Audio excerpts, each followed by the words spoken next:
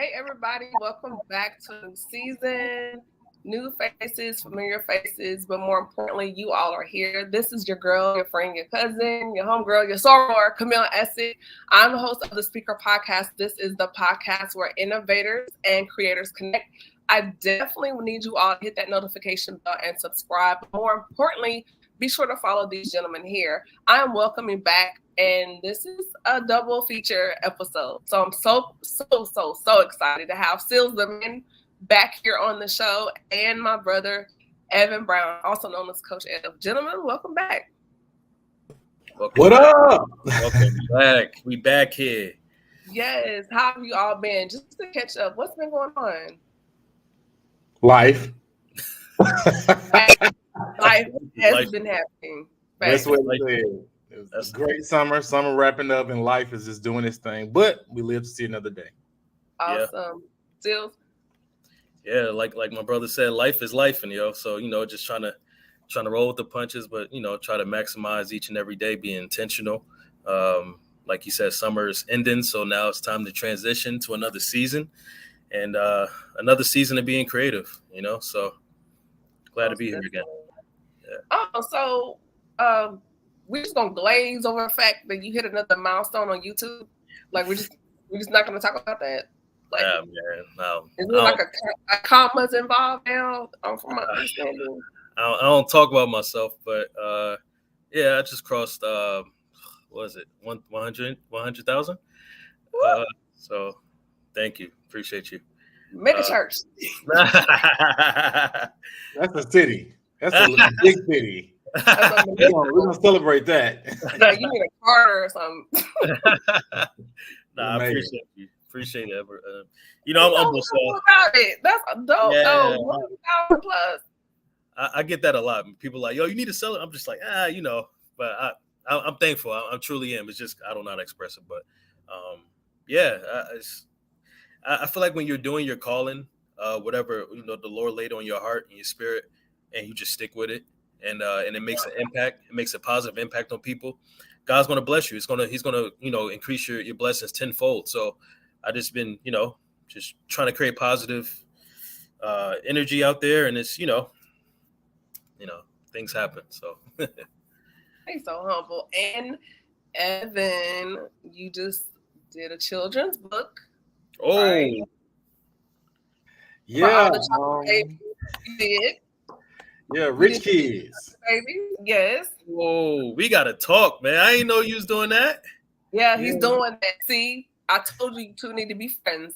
That's like my dream, bro. Like, so really, congratulations to you, man. Like that's awesome. Like, what's the tell us about it? Like, that's all right. So the book is called Rich Kids. I actually wrote it on a plane 2 years ago.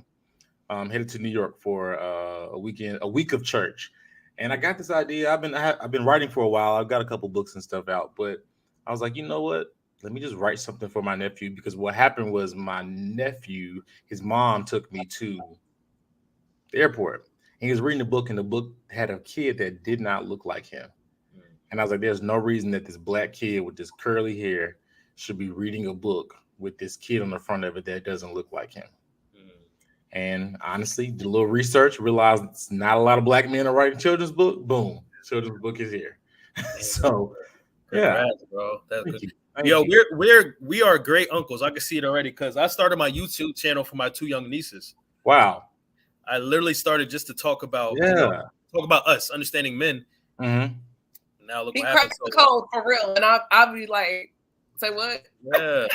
It's uncles, so good. Uncles out here doing their thing. Really, really are. Good black men still exist. That's fine. Yeah, it's dope. Awesome. So I definitely want to make sure we plug those things at the end of this episode and definitely hop into this conversation. And please, gentlemen, connect offline, because I feel like you have information that can help each other. So. Facts. Really good. So hopping back in, Evan, the last time we were here, we had a conversation talking about performance exhaustion with men and how you go through these phases of always having to achieve and excel and do and grow. But it's like, when you have a moment to kind of step back, and what impact does it have on your psyche and your emotions? Yeah, we had a really good argument last time I was here, but you didn't bring that part up. But okay, but yeah, that performance exhaustion. I'm glad that you, in our conversation, you gave language to it because, of course, like sometimes when you don't have the terminology for what you're experiencing, it just kind of leaves you bewildered and going sometimes on a circle in the path. But you really kind of put something in front of me, in our last conversation that I've had to live out, which has been intentionally creating the space to stop. Because it is, as men, you're taught you got to provide, you got to build, you got to do all these things. And the world and your family and culture wants you to do it and to show up every day as your best self. But nobody's telling you that rest is a part of you being your best self. So I have been forced to kind of like live it out. So thank you for that. But I do believe it's one of those things that as men, we have to be cognizant of, that we can't really be Superman all the time. Superman eventually goes to bed. Sealz? Yeah, I agree, man. Superman, he eventually goes back to Clark Kent. Like, he's not always on full go. Like, Yeah. You know what I mean? Imagine doing regular life as Superman, like grocery shopping is like, that's too much. But yeah, there was actually I think we talked about this last time we was on here. Like, I had to stop social media. I had to stop posting. I stopped YouTube. I stopped everything because, like, I realized my performance was decreasing as my production was increasing, and that was because I was getting burnt, bro. Like, I started to lose focus of why I actually started doing this. Once money gets involved, you start making money off of your stuff. Once you start gaining a support base, now you feel like you're obliged to support your support base. So now it's like, I can't give up. I can't stop. They're waiting on me to produce. So I increased my production, but my sanity, my peace, my even my health, my mental health started to decrease because I was burning myself out. So yeah, performance is definitely, yeah. And it's crazy. I don't want to jump in. I know we got our talking points. No, please. Think about, like, I've been in church my whole life. Like, women are taught, they're encouraged from jump in their sister circles in their communities, to always connect to your why. As men, why is never the thing that's put in front of our face. Nope. It is always hit these numbers, hit this metric, and get your money. And nobody's ever saying that, you being connected to your why will tell you, and sometimes kind of signify, let me break. Let me figure out, I'm not, I'm doing this and I'm disconnected from why I really started doing this. So to hear you say that, I instantly thought about that. I was like, you know what? Because honestly, even as aware as I am, my why doesn't always just jump to the forefront. Sometimes I get pressured by culture. I get pressured by family. I get pressured by what society says a man should be doing. And you forget the real reason behind why you're doing what you're doing. Right. So in saying that, Sealz and Evan, do you think for women we're more emotionally wired, but for men and young boys growing up, it turns more into like a robotic type thing where you're like on autopilot? Because it is get the money, hit the numbers, but you don't have the opportunity to explore your why or your purpose, or have those emotional internal moments to think about, well, what does this tie into my assignment? How does this impact my assignment? How do I feel about this? Like, do you guys feel that way? Like, you feel more like it's a robotic thing, like almost like autopilot? I don't want to get in trouble on this podcast. No, be honest, bro, because I'm going to be honest with you. One thing about me, I'm going to know. That's what I asked. Like, this is a safe space. We have honest conversation. That's, so let's go. It's definitely, I guess, robotic is I guess a good term for it, but it's a cultural thing. Our families, the women in your family are telling men what they need and what they shouldn't be and should not be in the same breath. But it's like, then you get shocked that men operate from a place where purpose, assignment, and all those things are almost coined as like female terms. I do the marketing and branding space for for a living, and it's so many men that are completely unaware of the fact that men have branding strategies and things, because everyone you hear talking about branding and marketing is a girl with a pink shirt on, the zebra background, and a power suit. So I do think it's become robotic, but it's a cultural issue if you ask me. It's what's being taught and what's being shared, what's being communicated, sometimes verbally and intentionally, but also unintentionally communicated. Because one thing that everybody listens to is music, and some of the stuff that is being shared in some of the songs is like, what, it perpetuates a cycle that a man has to be in this lane for him to be considered a man, for him to be considered worthy, honorable, or whatever it may be. So yeah, it's gotten robotic, it's gotten very routine, but I think to me, it's a cultural issue that we have to attack there before we can see any kind of growth out of it. Yeah, I totally agree. It's a cultural issue. It's a societal issue. It's almost like a class issue too. So yeah, I always think about the bias in today's world, right? Like how men are held at a certain bias and how women are held at a different bias. Like there's certain things that we can do that a women can't, or some things they can do that we can't, So I always go back to the psychology of the gender roles, right? So I strongly believe that men are very logical thinkers. That could be considered robotic. And women are they're more nurturers of their emotions, more than men, right? So men, we can't rely on our emotions because we are result driven, right? So we have to get things done, no matter what. Like Coach was saying, like no matter what, we have to get things done. Women, they're nurturers, so they're almost like the farmers while we're the hunters. And as a hunter, we have to think a certain way, and it kind of affects our relationships with women because that's when the arguments come in the differences of thinking, right? Like you're thinking this way, but I'm thinking this way because I have to think this way in order to survive and in order to provide, in order to build. Why women think a whole nother way. And that's where the friction sometimes comes in. Now we live in a society where everyone's talking about what's the definition of man? What's the definition of manhood? What back in the day, in order to be a man, you had to work, you had to do this, you had to do that. Now there's different types of men, and it's being broadcasted, like you talked about marketing. It's being marketed to be a different type of man. I ain't got to go into detail, but so now I call it a red pill, blue pill conversation. Like, yeah, it's become a debate online as far as gender roles, and I always say what works for your relationship in your home, but it's almost like an us versus them conversation. I don't really like it. I do hear the conversation because I am in the media space. But at the end of the day, what works for your home may not work here and vice versa. So, yeah, true. And I'm never about negativity. So I hate to. I feel like everyone shouldn't have a podcast or a microphone these days, but it's free. It's free to talk your mess online. So a lot of hurt people are expressing their hurt, and it's becoming popular. So yeah, Simp Nation is real. Yeah.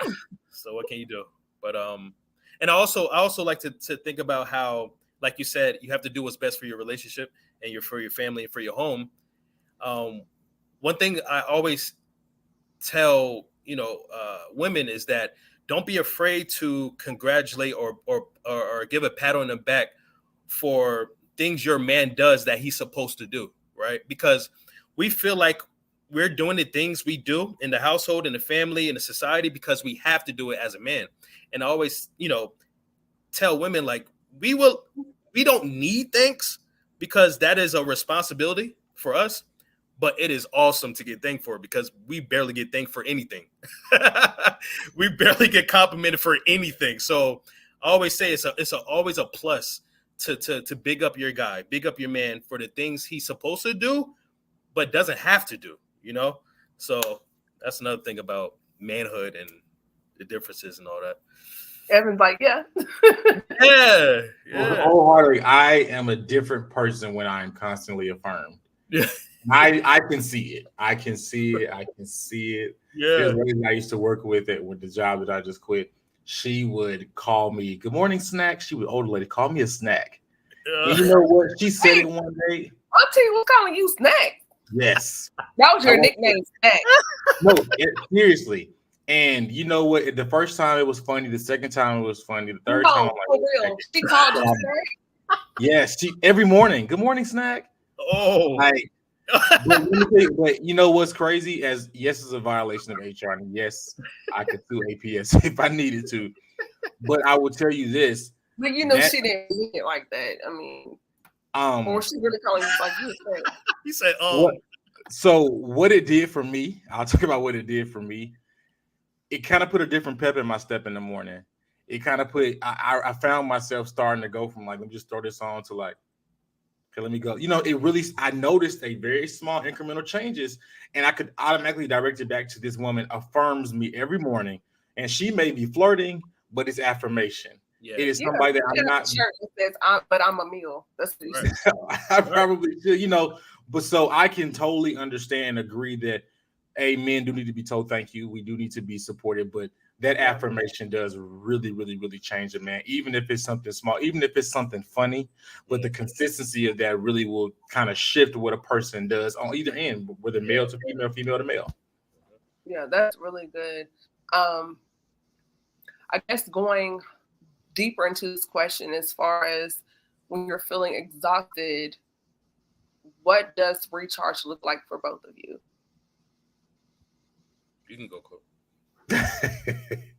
But my recharge is going to be my sofa, a little yak, and my hookah. There you go. Okay. That's one of the ways that I recharge. It's one of my easiest ways, you know, because I can't always get outside and go for a walk. Like when I'm my stressor, when I get hit that limit, that meter during the workday, I'll close all this stuff down. I'm going outside for a walk for 15 minutes. But I don't care what you do as long as you find a way to have that personal time, that outlet. You know, I know people that go sit on the ground, do the whole grounding. I know some people dance. You know, people do a lot of things, but to me, that is like my quiet time. Me, television, a few vices that keep me calm, and then I go from there. And I mean, it works. So I can't always book a trip to leave. I heard you said that. And I do. I heard you said that you quit. Are you full time now, an entrepreneur? Yes and no. So I'm a firm believer in having your dream, your visions and stuff, but you also have a job. That's what I believe. So I still have quite a few different things working, but I did just leave the space that I was in. Okay. Yeah, the reason why I asked is because like people think it's all butterflies and glitter when you're a full-time entrepreneur. Right. Mm-hmm. But when you don't have something occupying your 9 to 5, it's even harder to recharge. Yeah. It's like absolutely. You have to literally, especially if you're doing it from home, like your home is your work base, you have to literally separate yourself from your work. So that means separating myself from my home. I have to go somewhere. I can't. Yeah. Like I'm a homebody like you. Like I got this bean bag, bro. It's amazing. Like I touch Target or Walmart, bro. Automatic. And also, you a drinker, yo, get a Bartesian. It's like a machine that makes your drinks for you. I'm very familiar. Oh, all right. 5 minutes or less, you know, like no, but seriously, you know, it is one of those. Yo, but all right, you on that. Yo, see, I'm gonna put you on that too. I don't drink. Oh, I'm sorry. Don't start. It's okay. No, it's fine. I'm not Catholic either. It's okay.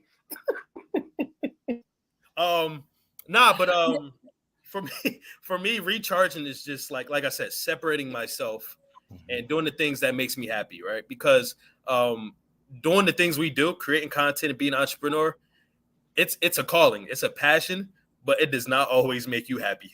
It's not something that is, oh yes, I cannot wait to edit these videos that I just, bro, it ain't like that. You know, it ain't all butterflies and glitter. So I literally have to go out and take my spirit and my actual being outside and do something, anything, working out, going to the park. And for me, I love traveling. So traveling is a big thing for me, but to go somewhere new, you know, stuff like that. And then when you come back, that feeling when you come back, it's unmatched because you're inspired. One of the reasons why I like going to the gym, besides actually working out, is talking to the older gentlemen, like talking to people who have lived life. Like you will be inspired by some of the things you hear in random places, and they tell you these things. You're just like, oh man, I'm not working hard enough, or oh man, my ceiling is not It's way higher than what I thought it was. Talking to this guy, he's doing whatever he's doing. It just inspires you. So like, I see you ask like, how do you charge up? It's a multifaceted, because you separate yourself from your entrepreneurship, but also getting inspiration from some external source is another charge up. That fills your battery. That fills my battery. So like separate yourself and getting out and charging up is super important. That's really good.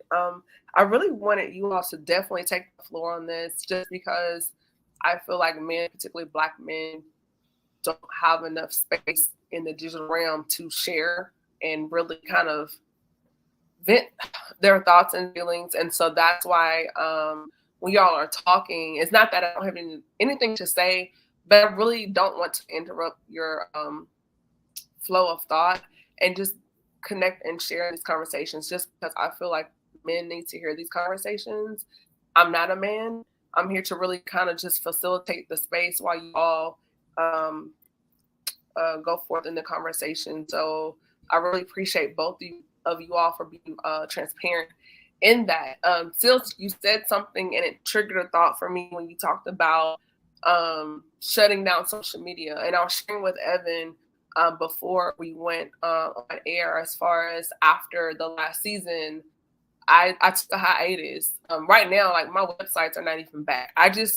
Everything, just because I was loving what I was doing. It, like you said, it became more of a demand, and I started to question everything, on top of personally going through some other things. And I just really kind of got funk, in this space. And I was like, what good am I to my audience and those that support me if I'm not at my best right now? And so I made the decision to go on hiatus throughout the summer, just for me to go through the ebbs and flows of whatever space I was in, and what I was experiencing. And I did not know initially what that was or how to define it. I just knew I had this feeling in this place that I was in, and I didn't like it. And lots of questions. And so, like I was telling Evan, I did a Zoom call with a couple of ladies, and we had a conversation with Dr. Carrie Turner from New Birth and a few other ladies, and just having girl talk. And she said something, and it just clicked, and I was like, oh, that's what I'm feeling right now. And once I was able to really put a finger on where I'm at, why I feel the way I do, then I was able to better process those feelings. And in doing so, stepping away from social media, I might have posted here and there, but as far as like really going live, didn't do it. No episodes. I ran a lot of previous broadcasts, but as far as going live and doing the interviews, I just did not have it in me to give. And I had even contemplating stepping away altogether. And I want to say July, I was in a space like, I don't even miss this, because there can be such a demand on creating to the point where it's like, it's taking, like, we're supposed to give as creators, but I felt like it was taking more than I was giving, if that makes sense. It wasn't reciprocal. And so that's when I was like, I definitely need to pull back from this and just take a moment and focus on me, love on me, pour on me, recharge. Because if you don't, you can become resentful, because you're giving, putting out content all the time. And so when I got to that point, I was, let's step back and hit the reset. And I'm glad that I did. Because sometimes we need to be able to really filter through thoughts, feelings, and do so in a way without the pressure of social media and performing or producing or creating. And so when you said that a few moments ago, that resonated with me, because I totally understood that. Mm-hmm. Yeah, most definitely. Yeah. And you seem like you had thoughts. No. So I don't have no thoughts really about the social media. I think it's all about always choosing you and doing what you need to do for you, no matter what that looks like. Because for everybody it may be different. Mm-hmm. So just doing something when you know you need to is the most important thing. Yeah, and I think recognizing it is very important. You think about so many people that don't recognize it, they miss all the red flags, and they keep going. Their social media or digital career is going up, or even see with movie stars, right? And then they hit this pinnacle and they crash, and then we're like, oh my God, like, you know, they have everything, and how are they falling into substance abuse or depression or suicide? And it's because they didn't handle those things before they reached this space. And I think sometimes when we're kind of here, this is the time to take care of those things and to really do some soul searching. Because if you don't know who you are, your purpose, your voice, before you go viral or have that moment, you're going to get there. You might have the access to the people, the money, but now the vice, you're going to crash. If you have a vice, you're going to crash. And so this is the opportune time to really dot your I's and cross your T's within yourself, because if you don't do it now, it's definitely going to come out later. So going on, I do want to talk about men and stating what you need in a relationship. I know we see so many spaces where women have, you know, we have these girl boss brunches and waiting to exhale moments and girls trips and weekends and brunch. You know, in Atlanta, brunch is like almost next to church. It's like you have to do it. So all these spaces for the ladies, but what does that look like, excuse me, for men as far as communicating your needs in a relationship? And when I say need, your conversation about going back to the red pill, blue pill, I'm not saying need like I need her to cook and wash my clothes. No, but as far as your emotional needs, like what do you need in a relationship and what does that look like? Or how do you communicate that? So this is great. So as a notoriously single friend, that's what I'll call it for today. I've always recognized this. The more mature I get, the more my needs or what I need has evolved. Because sometimes when you're 33, 34, you realize some of the stuff that you wanted in 25, 24, 26 was trivial. But I'm also probably not, I'm a pretty good communicator from jump. Which are personalities. That's part of my personality. So I don't enter too many spaces where I have not communicated like some preliminarily, I don't want to call them requirements, but some preliminary thoughts, you know. There's like, a bar. There's a bar, yeah. you know. But I will say, I will go on a limb and say, and I'm no relationship expert by any means, but I would say that the needs probably are the exact same. Men need the same thing that women need. Now, is it communicated differently?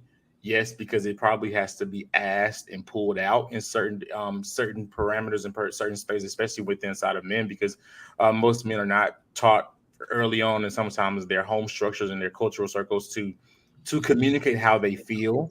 So them understanding how they feel and being okay with how they feel, and then to communicate how they feel. That's 3 different tiers. That's 3 different moments in time that have to be handled sensitively and delicately, because we are not wired or we're not encouraged in the beginning to be more expressive of our thoughts or even to embrace how we feel, even if it's for a moment. That has not always been the structure that we've been kind of raised in, or the system that we've been raised in.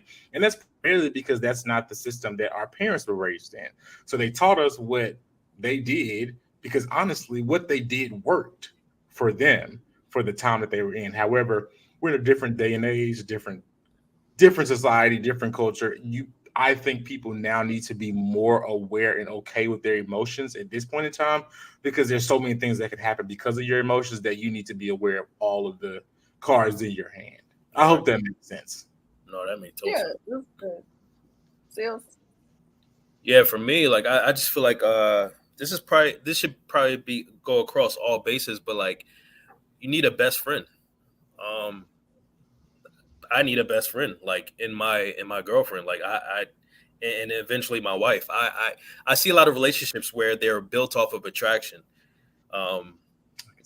You'll hear a lot of our brothers say, "Yo, she bad, bro. I gotta get with her. Like I'll marry her. I'll have kids with her," and you don't know her from a can of paint.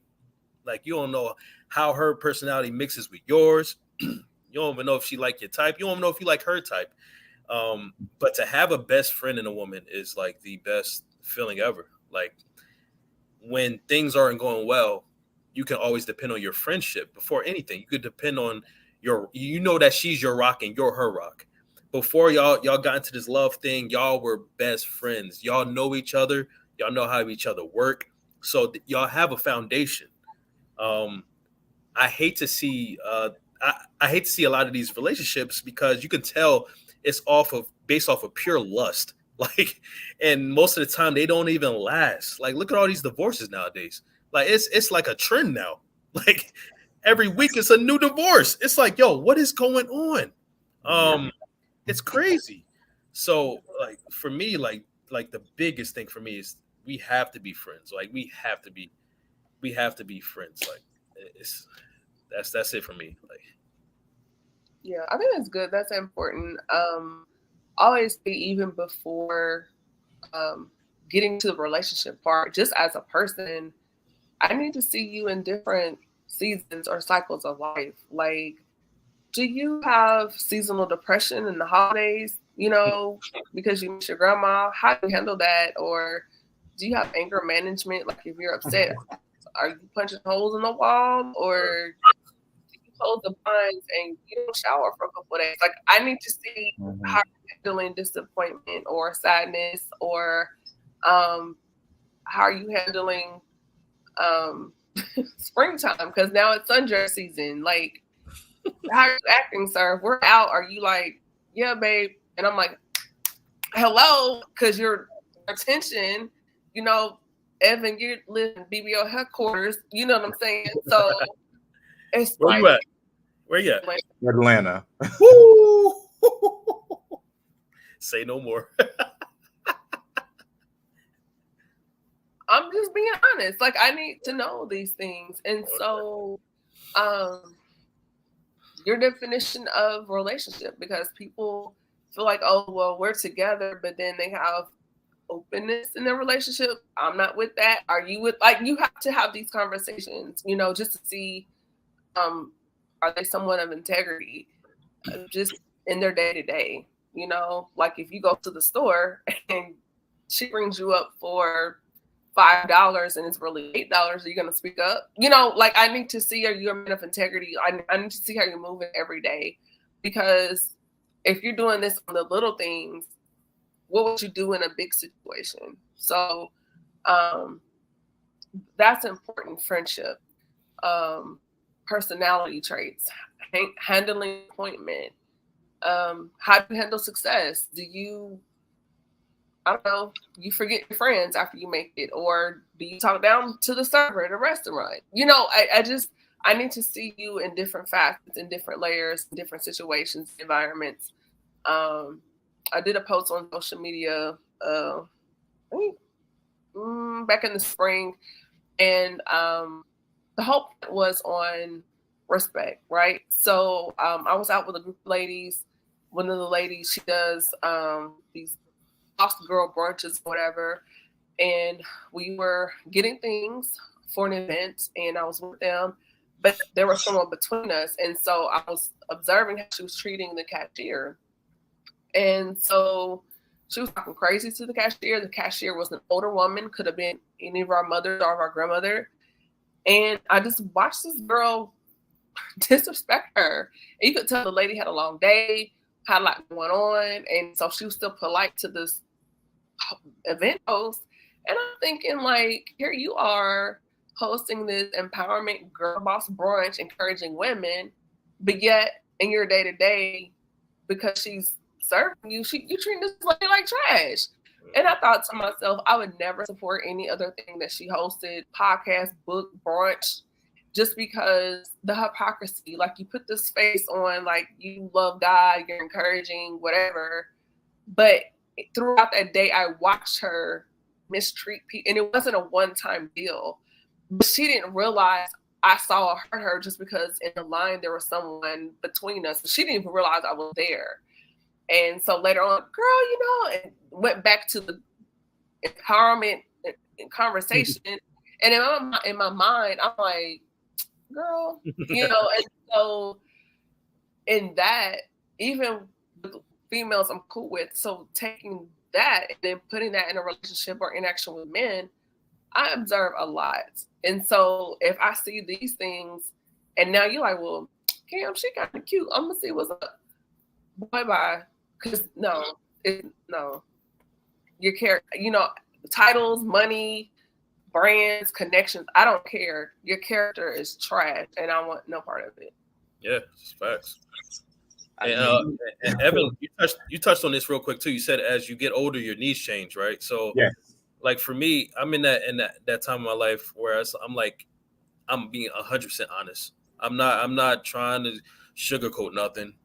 I don't have time for anything now. So it's like, yo, what is it? Like what do we like? I'm straight to the point now because we don't have time to waste, man. And we're entrepreneurs, and that's another reason why we like have to be more direct with our requests, our prerequisites, like you was talking about early in the video. We got to be more serious about our time. I've cut plenty of people off because people like to waste your time. And back in the day, that was cool because we had all the time in the world to do whatever we wanted to do. We don't have that no more. I see people leave this earth every week, and it's just like, oh, somebody who died, like unexpected passing. Yeah. Like, yeah, it's crazy, and it's like, yo, they had plans that day. You know what I mean? So it's like, I don't have time for nothing. I'm serious about my life, more serious than ever. This is my need, and if you can't handle it, it's cool. No grudge. We can separate, we do our things, but like all of my relationships are prioritized now. Friendships, business-ships, relationships, everything's prioritized. Has to be. Otherwise, you're just going to be doing the same stuff in a cycle, a toxic cycle, a wasting time cycle. Nobody got time for that. Yeah, my 2 words are purpose and intention. And so that's how I look at everything now as far as with purpose and intention. Like even having you 2 here and to connect purpose and intention. And so if that's not a factor, then my next question is, or next word is proximity. So now I have to shift my proximity with you. And there are people that I may have been really close to, but because I took time to look at purpose and intention, proximity has changed. Because why? I've looked at your character. So now, again, proximity has changed.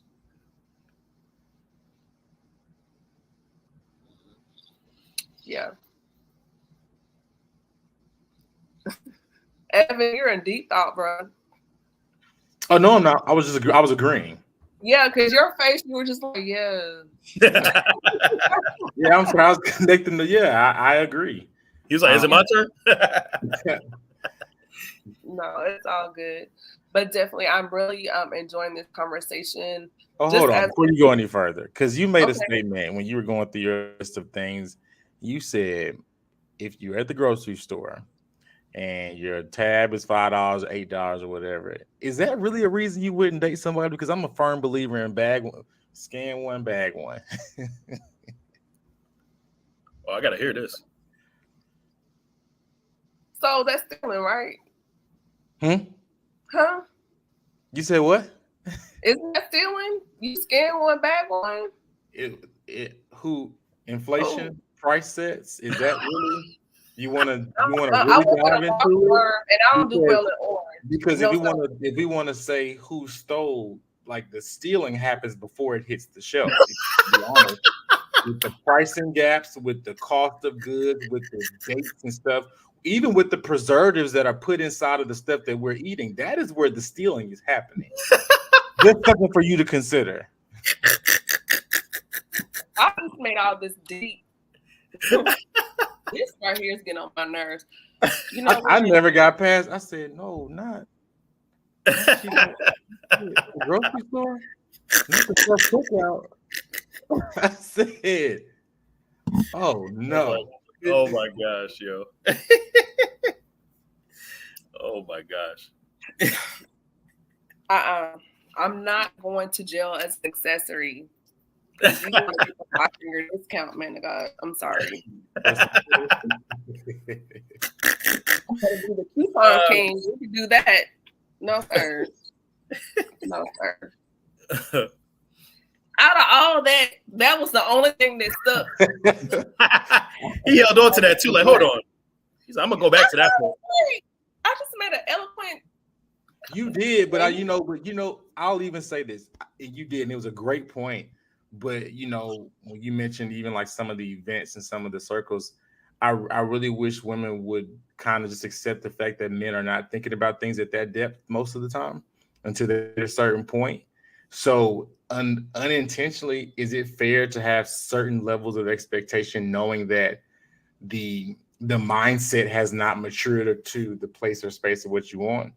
Just something that I wonder. I don't know what goes on in some of the. If you're not in that maturity space, I'm not for you, because at this point, like, I'm 44 years old, so I can't be with you out in public where shopping is pleasure and you scanning one and bagging one, and I'm in a law firm, and now I got to hire one of my own attorneys and try to explain this. I'm at a point now where, I have gone to school and done things. I got too much to lose. I don't do it in orange. I'm not trying to share my cornbread with nobody. Too many people died in the Fulton County jail. I can't do it. And then at 44, if I see that, because of where I am and how I'm dating intentionally, I'm not dating right now, for the record, but my mind is, if this person is looking for a spouse, let's say we're married and you did that, and our son is here, and our son sees you do that. What are you teaching him? So that's how I'm thinking. I'm thinking of, if you're so comfortable doing this and you take our son out somewhere and you're doing this, what are you introducing or telling our son that it's okay to do, or our daughter it's okay to do? So I'm thinking beyond this. I'm thinking as far as, I'm not one of those, oh girl, he might be my husband. Like, I'm not saying that. I'm just using it as a hypothetical. What if he is the one? And so now I'm looking at because it's the mindset that raises the child, right? Yeah.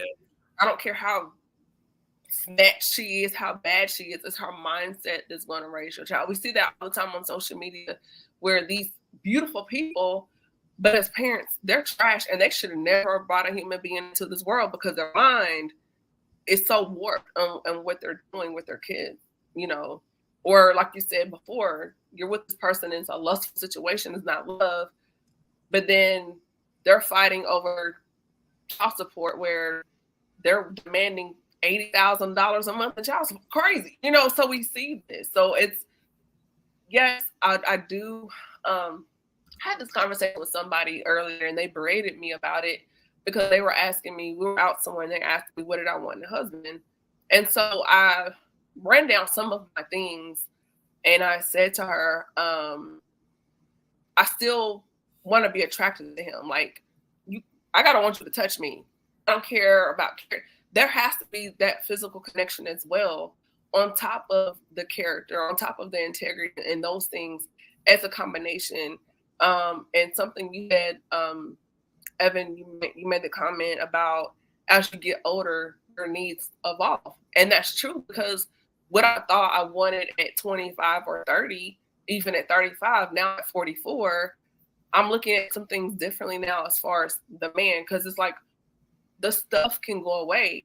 But if he's that type of man, he can make that again in his sleep. That's nothing. But at the end of the day, how do you handle the loss? How do you handle the ebbs and flows? And so the vetting process, or that filtering process, for me now, it's very different. So that's kind of my take on some of that. But yeah, we're not scanning one and bagging one, because I'm seeing the parking lot. So. Y'all funny, man. Y'all funny. Hey, I'm being honest. So, well, Evan, you seem like you had something else to say. No, I was still laughing at that. Oh, what? Now one thing I'll say, I have been in a relationship with a thief, and I didn't find out. I was like low key. I found out, right? And she was like stealing like small stuff from the mall and stuff like that. And I was younger, you know what I mean? So I'm just like, oh, I'm gonna ride with you, all the time. After a while, I was like, hold on. Not you a ride or die. Yeah, I was like, hold on, what am I doing, yo? If she goes down, I'm going down. So I'm like, you're both going down. Yo, I told her, I was like, yo, you can't be doing that around me or with me, period. Because I'm like, yo, it's a bad look on me. And now everybody like, yo, oh, Sealz, you go with that thief. You in a relationship with that thief. Now you make me look bad. Nah, I had to cut that off, man. And she was great, man. But you just never know people, yo. They be out here stealing, yo. Just for me, as far as my moral compass, I just can't roll with that. That's just a part of my moral compass. And again, things like that first and last lunch, brunch, whatever. Like, I just, my moral compass, I can't do it. And then from a legal standpoint, even if you are innocent, just because I'm there, I'm going to get charged as an accomplice. And by us being of the melanated community, how that looks. So it's just like, I want no parts of that. And it's not that deep. It's really not that deep. But moving on. So I am so thankful to have you all here. Evan, you touched on something earlier when you talked about writing your book for your nephew and creating something that he could resonate with. So since doing that, have you thought about other projects for other Black and brown children, or was that just a one and done? Yeah, so I have, I did that to meet a need, if I'm 100% honest. And it was a good thing. I don't have to make a career of children's books. That was probably, I've been publishing books for about 5.5, 6 years now.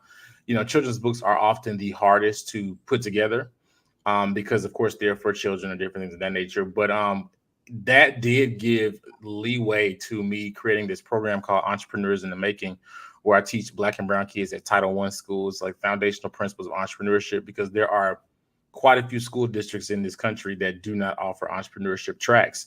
And you'd be surprised because a lot of the small businesses or the big businesses and corporations that we love, some of them are still considered small businesses because they're under 500 employees. But then most importantly, they started off as small and grew to be big. And I don't want to make this about the system, but the system is not designed for people that look like me to win.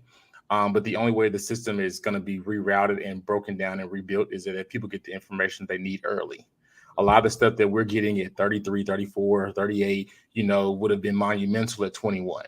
But if the educational system is not created to teach that and empower that, we've got to get that level of information to one another in whatever way that we can. So even with the EITM program, that was just my way of trying to get some sort of relatable real life information on entrepreneurship to kids that now have access to money. They can make money from their phones. I got kids at the school that were day traders and they're making $200-300 a day. And I'm like, and they're just trading, and think about how many Black people have no idea about the inner workings of trading and how it goes. I don't. And I watched them trade and I'm seeing them make money. Like, let me cash out you $100, flip it into something, So guess what? Sealz is a day trader. Wow, look at that. It just kind of goes to show like the many different routes to success. And that's one of the things that I am pushing. If I never coached another adult business endeavor, entrepreneur, chaser, whatever, dream chaser, I'll be fine, because I'm in a space now where I am helping people get information that could do 10 times more with it than what I ever could. Mm-hmm. They're smarter than us. The same way that we're smarter than our parents.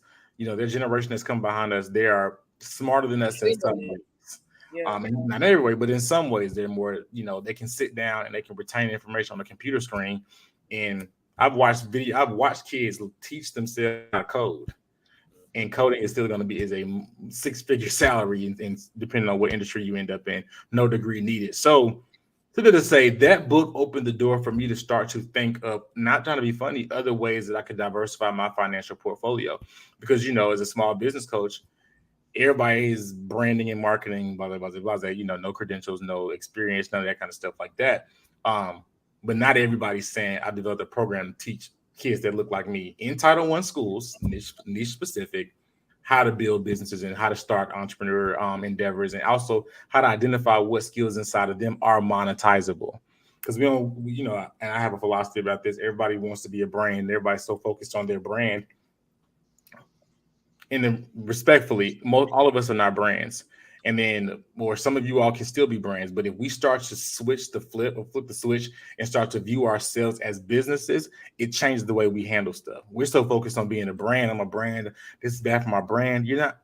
I'm a business. You'll never hear me say I'm a brand. I am a business. I am a walking transaction of some kind, with information, finance, whatever it may be. And so I'm not going to scale myself down or water myself down by calling myself a brand when in all actuality I'm a money generating machine. That's another conversation. I definitely want to bring you back for that, because I'm sitting here like, because people are always saying, my brand, and I love it, I get it, but it's another example as to why people that look like us are at least 5 to 10 years behind still, because people that don't look like us, you don't hear Katie on Instagram talking about my brand. No, Katie's using her Instagram to sell Kylie Jenner cosmetic stuff, and she's got a 6-figure salary. Yeah. Katie's a business, not a brand. Yep. But we shift our thinking. Yeah, we the people are so focused on seeing ourselves in this well-crafted aura story that we've painted, not recognizing that painting that we put of ourselves is not guaranteed to make any money. Yeah. So I'm not a brand, I'm a business. Yep. Love it. I actually love that. Sealz? Yeah, I totally agree. And just to piggyback off of that, I think the power and the secret to success is wording, how you speak to yourself, how you speak around yourself, how you speak to people, right? So like just like you, I never say I'm a brand, because as a business, a brand is part of my business, but a brand is not me. You know what I'm saying? Like, because like people, they cheapen themselves so much. Like, bro, you just a brand? You just a Fruit of a Loom? Like, like you are more than that. Like I want everybody to look at themselves like treasure, priceless, one of a kind. A brand ain't touching that. Another thing, the real money makers are not calling themselves brands. They're not even mentioning the term brands. Right. What they are doing, they're mentioning their business endeavors and how they've turned their name, and they're not talking about brands. Yes. And when you think like that, when you think like, the famous quote, I'm a businessman. I'm not a businessman. I'm a businessman. Like, you got to think yourself like that, because so this is another thing, right? I don't call people who rock with me fans. I've always hated that word, because there's a certain idolatry to that, right? Because I tell people straight up, I'm not perfect. On my YouTube channel, I talk about all the things I've went through, all the mistakes I've made. Like, I ain't trying to act like I'm some perfect dude. I'm learning every single day, and I'm just telling you about my experience every day. So, like I call the people who rock with me my supporters, my support base. Because when you look at the people who rock with you as your support, it's almost like a clientele. Like they support what I do. They support my product. They support my content. Fans come and go. You never want a fan as a customer. That is the worst thing you can ever do. Because guess what? When you mess up, when you go through some scandal or something, those fans are out of here. So cancel culture is real. Yeah. So if those fans are your customers, so is your money. I don't want fans. I want people who support me, because people who support you are going to be there. You know what I mean? So it's all about wording. It's all about how you talk to yourself.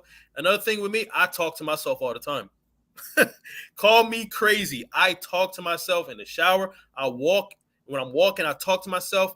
I'm always on an ongoing journey to better myself. And if I think of a good idea, that was a good idea. How can we magnify on that? How can we make the most out of that idea? Like, let's talk, bro. I don't care what nobody think. Man, I call mine staff meetings. Yeah.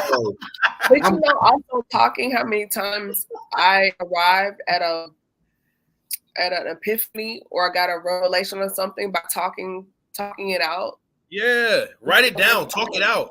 Don't let it die, because there's been plenty of days. Sure. Yes, there's been plenty of days, and I'm still mad at myself, or plenty of nights where I'm laying in my bed and I think of the most amazing thing, I start to do something else. I start to scroll on Instagram or something, and now I forgot it. And now I'm sitting there thinking, trying to rewind time. Like, it's going. You come to my office when I say I write all day. Like, I take this to work with me because at any moment, a thought, something, I have a note section in my phone. Yep. And it's there, like dreams. If I can remember them fresh, I write down everything. Like I had a dream this morning, everything I can remember verbatim, I record that because I've noticed over the last few years, my other one right here, and this one I use because I call it my receipts. So I'll write down goals and I'll say, this is what I want to do. Accomplishments, and I have dates, and so there'll be times I feel discouraged, and I call it getting the receipts from God, and I go back. He did this. He did like pages slashed out of prayer requests done, and it's like you have to have a record of. And I keep journals, notebooks all around because, that's my lane. I've been writing since I was like 13, so that was my thing as a kid, keeping a diary, a journal. And I just carried that with me throughout my life. But yeah, talking, having those mental meetings, as Evan called it, it's necessary. And I think us being who we are now as adults and in these spaces, as far as being educators and people in business, it's definitely a lifeline for sure. Yeah. So. And another thing I do to keep to keep humble and always remind myself where I've come from, I have like checks from my old jobs when I was like 15, 20, college checks. And anytime I complain about money, I always go back to my old checks. And I'll be looking at them things like, good Lord. How did I make it? I'll tell you, I don't care. I had one check that was like $130, bro. And it said 40 hours worked on that bottom of it. And I was just like, I can never. That's one of the things I've done this year, or one of my my pledges to myself, to stop complaining, because we have come so far. Yeah. So far. Sometimes we get lost in track because we get lost in our success. We get lost in life that we forget. Like, yo, you wasn't making this that you're making right now back then, and it wasn't too long ago. To be real with you, you know what I'm saying? So like, chill. Like, you're doing good. Just remember, never forget where you've come from, bro. Like, so I always remind myself that. Like, yeah, you're right. In one of my mental meetings, I'm like, yeah, you're right. My bad, bro. That's really good. Yeah. Definitely want to bring you all back together because I just like this dynamic. I like the chemistry of the conversation, and bringing a lot of value. So I appreciate both of you for joining me. So before we close everything out, did you all have any like nuggets or takeaways or little words to the wise until come back for the next conversation, and also where people can reach you on social media? I'll go first. I'll share as a takeaway what I just took from what you just said, bro. Chill, you're doing good. I'm a sticky note person, so I'm gonna put that right here because sometimes you forget, and it's easy to forget because circumstances, stuff is happening. But sometimes just to be reminded, chill, you're doing good. So that's my takeaway. That's my pass on. If you're watching this, just chill, you're doing good. And my name's Evan. And where can they find you on social media? Oh yeah, you can just it's Coach Ev is right there on the screen. I'm on all platforms: YouTube, Instagram, Facebook, as well as my website. And if you're in a space where you're looking to grow your business and not per se your brand, hit my line. I'm the guy for you. Sealz. Oh no, what's the link to the book, bro? Like what's for the book Rich Kids, just go to my website, www.coachev.com, and hit Rich Kids in the top menu. You can get it on Amazon. It'll be at your house in 2 days. Gotta put that out there. I'm buying that tonight. Thank you.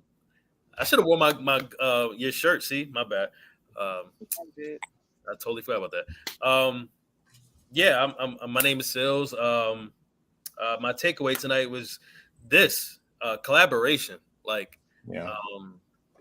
And not being afraid to collaborate, right? Because a lot of us can have egos sometimes. We can think that we're, too above collaborating with people. I don't care how many subscribers I get. I'm a collaborate with anyone I feel has a similar like-mindedness or a spirit like me. Like, I would love to collaborate with y'all. So, and that's why I do it every time we see. Like, if I'm available, I'm here, because people get too big. They get too big-headed. They get too much. I'll never, like I said, never forget where I come from. So collaboration is awesome. You meet new people, like I just met you, Ev. It's been an honor to share this platform, Camille's platform with you. Yeah, that's my takeaway. So I thank y'all for collaborating with me, and invite me. You can reach me. I'm not on Instagram like I should be, but when I took that break, I never came back. Hey, that happens a lot. YouTube is understanding the assignment, so it's all good. Yeah, you're right. Yeah. You're right. You're city. What a comment in it. Yeah, but I'm Sealz the man on everything. YouTube, Instagram, and we also got to talk about day trading, bro. I definitely put you on that. That was a life changer for me. Like, I literally, you were talking about how late that us as a people like get on things. Like, I literally learned how to day trade and invest. Period. During COVID, I didn't have nothing to do. I was at home, so everybody was home. So I was like, oh, let me check out this investing thing, not knowing that 2 years later it would change my life forever. So wow. Investing and day trading is. Yeah, when Ev was talking about that, I was thinking about maybe somehow you guys collab somehow virtually and put something together to add us another cohort onto what Evan does for the kids, and maybe bring out the financial aspect of trading. So that was on my mind. So I'm glad you said that. For sure. I'll definitely take a trip out to ATL for sure. Cool. But yeah, thank you once again. Thank you for inviting me to your platform. Thank you for introducing me to Coach Evan, and yeah, it's been great. Definitely. We're gonna wrap things up. Just hang around after we wrap up the show, just for like a debrief, and then we'll be done. With that being said, everyone, thank you for rocking with me. And it's something Sealz said about supporters. Thank you for supporting me, because although I took a hiatus, a lot of people take a hiatus and the people go away. The fact that I can take a hiatus and they're here, that means a lot. So I really appreciate you, Sealz, and Ev, for hanging with me throughout this journey, and to everyone listening and watching. I'm now at 110 streaming episodes, and I'm super excited about that. More to come. Who would have thought little church girl from Tennessee would have a podcast one day? I didn't know, but I'm super humble. Thank you. Thank you to you both. I'm so appreciative, just because two good guys, brothers, always been respectful to me. No strings, no funny business, just men of integrity. We get on here, we have conversations. We may not always agree, but it's always a good space, and it's always a warm fuzzy anytime I talk to either one of you. And you all have really just had a little space in my heart, both of you, just because I see what you do afar in the conversations that we have, and you all are so bright, so intelligent, and just making an impact out here for our other brothers and young sisters too. So I just wanted to openly give both of you your flowers and just say thank you so much just for showing up and being who you are as men. So thank you. Thank you. Thank you. All. This is Camille. I'm host of the Speaker Podcast, and we have some new guests coming up in the month of September. So be sure to follow me on Instagram at camille.estick, and I hope that you all are blessed. Good night.